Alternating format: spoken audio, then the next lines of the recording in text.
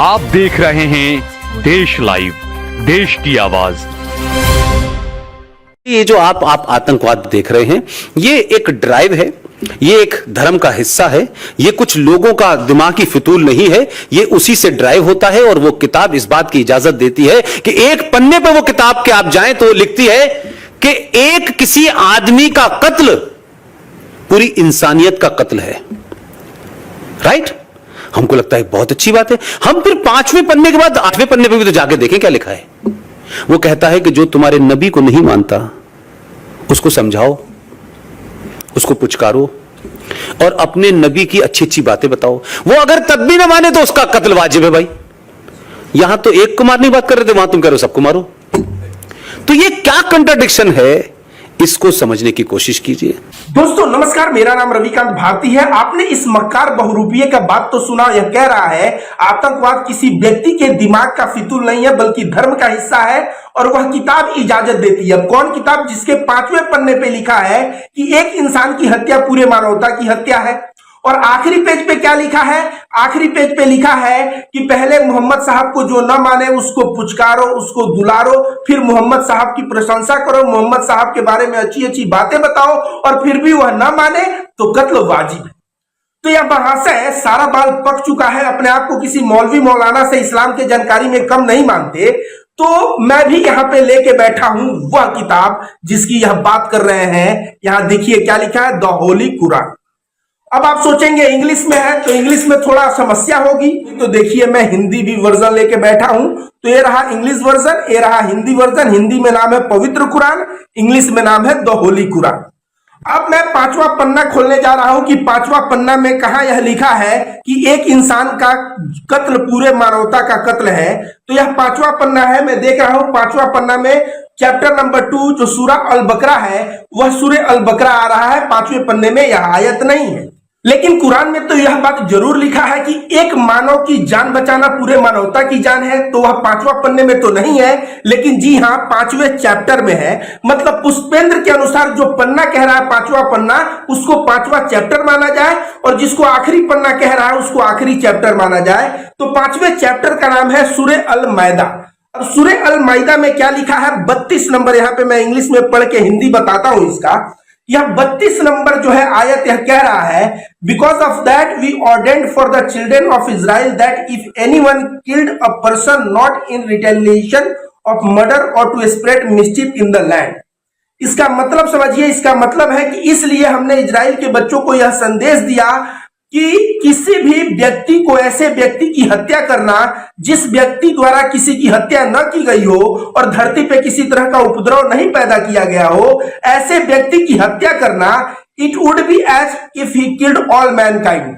मतलब हत्या करना ऐसा हत्या होगा जिससे मान लीजिए कि सारे मानवता की हत्या हो गई, वह हत्या ऐसा होगा। आगे क्या लिख रहा है?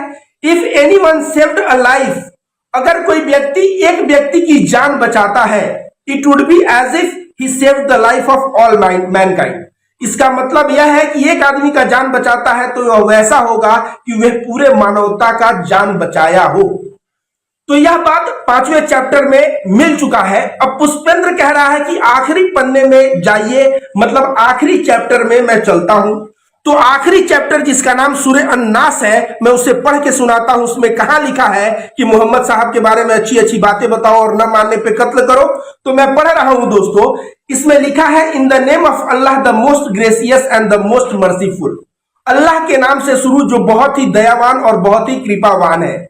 Say I seek refuge with Allah the lord of mankind. कहिए कि मैं अल्लाह का शरण खोजता हूं जो मानवता का भगवान है।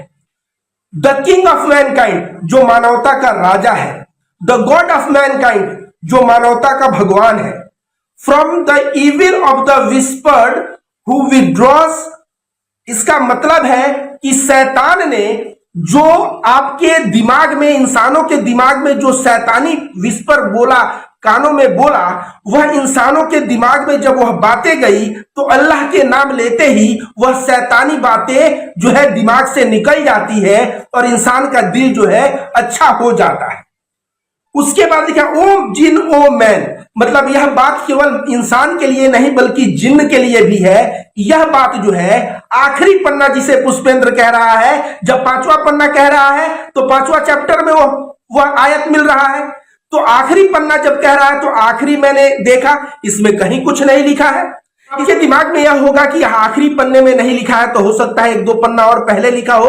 तो मैंने पूरे कुरान का अध्ययन किया है और इसमें कहीं भी वह आयत है ही नहीं। इस मक्कार बहुरूपियों को मैं कब से कह रहा हूं कि मेरे साथ डिबेट में आ, मेरे साथ डिबेट में आता नहीं है, क्योंकि मेरे साथ ही नहीं है, किसी के साथ डिबेट में नहीं आएगा। अगर सामने वाला बंदा कुरान खोल ही लिया और इससे सवाल करने लगा तो यह जो झूठ परोस रहा है इसके बारे में यह क्या जवाब देगा।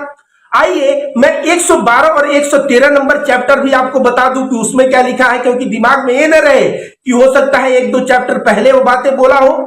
तो सूरह अल इखलास चैप्टर नंबर 112 है जिसमें कह रहा है अल्लाह इज वन, अल्लाह एक है, अल्लाह इटर्नल है। अल्लाह मतलब हमेशा से रहा है, इटर्नल है। He begets not nor he was begotten and he begets not nor was he begotten and there is none coequal and comparable to him, मतलब अल्लाह के बराबर कोई नहीं, अल्लाह से तुलना किसी की नहीं की जा सकती। यह जो है सूरह अल इखलास लिखा है।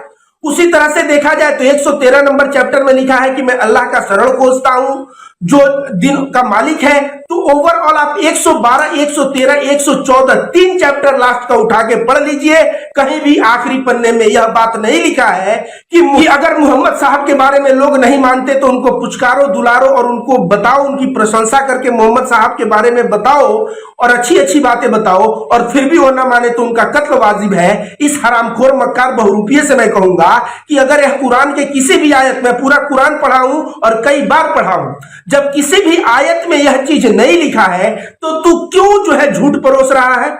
एक तरफ 5वां पन्ना लेके सही बात कहता है ताकि लोग सोचे कि हाँ इसकी जानकारी है, और दूसरी तरफ से झूठ परोसता है।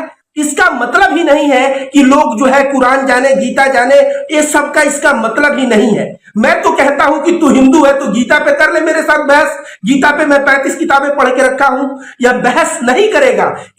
इसका मतलब कदापि नहीं है कि हिंदू धर्म को यह ऊंचा लेके जाए। इसका मतलब समझिए, इसका मतलब यह है कि यह झूठ बात जो है इस्लाम और कुरान के बारे में बोल के भारत के जो हिंदू हैं उनके दिल में ऐसा बेमनस्ता और नफरत भरे जिससे वे लोग किसी भी मुसलमान जो उनके भाई के समान लगते हो, उनके दोस्त हो, उसको भी देख के अंदर से सोचे कि ये उसी किताब पे आस्था रखता है जिस किताब में लिखा है कि मोहम्मद साहब को कोई न माने तो पुचकारो, दुलारो, मोहम्मद साहब के बारे में अच्छी अच्छी बातें बताओ और फिर भी न माने तो कत्ल वाजिब है।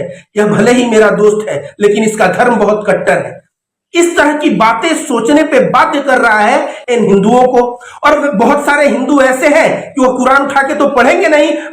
मैं रविकांत भारती पढ़ता हूं तो कुरान भी मैंने पहले पढ़ा था, और जब इसकी यह बात सुनी तो मैंने उठा के फिर से पढ़ लिया।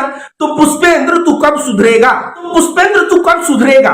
तू कब जो है यह बेमनस्ता और नफरत फैलाना बंद करेगा? क्या तू अपने आत्मा को बेच चुका है, या पाकिस्तान में जो तू काम किया है वहां से ठेका लेके आया है कि हिंदुस्तान को जो है हिंदू मुस्लिम में बेमनस्ता फैलाना है? बेटा तुम सुधर जाओ। रविकांत भारती यहां बैठा हुआ है, तुम्हारी सच्चाइयों का पर्दाफाश करके तुम्हारा सच्चा जो चेहरा है ना लोगों के सामने मैं ऐसे ही दिखाते रहूंगा और तुम्हारी असलियत लोगों को मैं बताता रहूंगा। आप देख रहे हैं देश लाइव, देश की आवाज।